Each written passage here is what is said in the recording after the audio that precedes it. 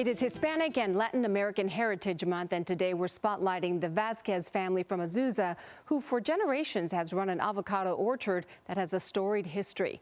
Eyewitness News reporter, mobile video journalist J.J. Zavala has their story. Rancho Vasquez is a pretty historic avocado orchard.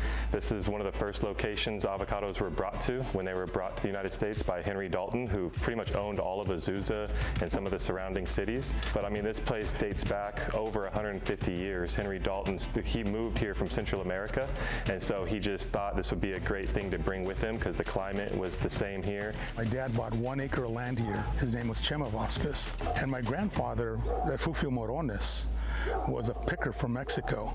So at a very young age, my grandfather started teaching me how to take care of the trees. And actually, my brother and I would pick the avocados and put it back in the wagon and take it down to town and knocking on doors selling avocados door to door. And then in 1980, my wife and I bought 2 acres next door to that 1 acre. And I was doing something else as a career. On weekends, I'd pick the avocados, and my kids and I would take them to restaurants, and we're selling to restaurants. Finally, in 2002, I'd saved enough money, and I purchased 123 acres from the Van Ginkel family, which had 250 fuerte and some haas trees here. Here we have some of the original haas trees planted, but we have the original fuerte trees here.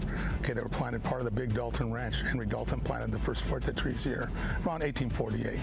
And I actually made my first dollar here as like a 5-year-old pulling weeds. I have a little picture. I'm all dirty, holding a dollar, all happy. And then Art was expanding the orchard, you know, many years later.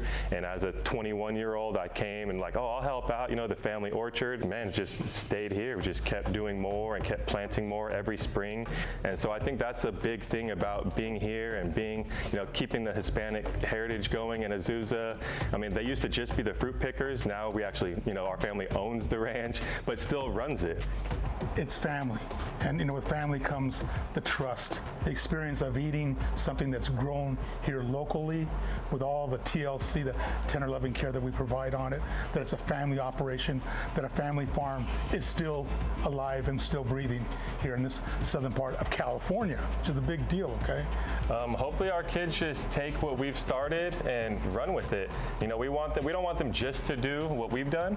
We want them to put their own touches on it. You know, I would love to see the next generations keep going with it and expand on it.